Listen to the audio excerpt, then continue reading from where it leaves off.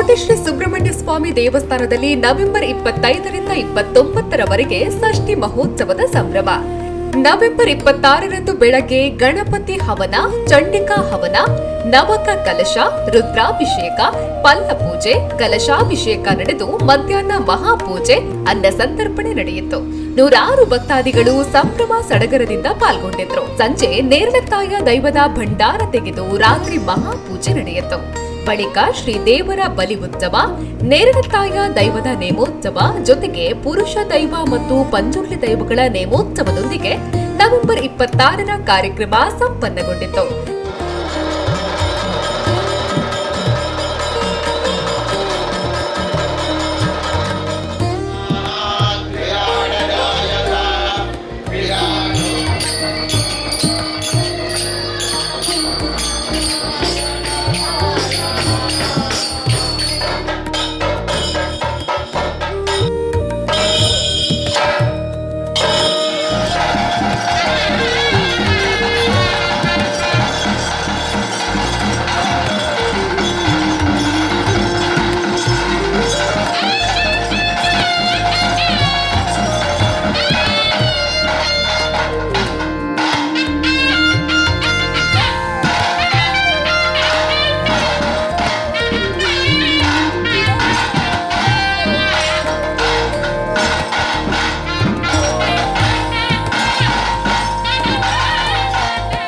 ಮುಂದಿನ ಕಾರ್ಯಕ್ರಮಗಳನ್ನ ನೋಡಿ ನೆಕ್ಸ್ಟ್ ರೀಲ್ಸ್ ನಲ್ಲಿ.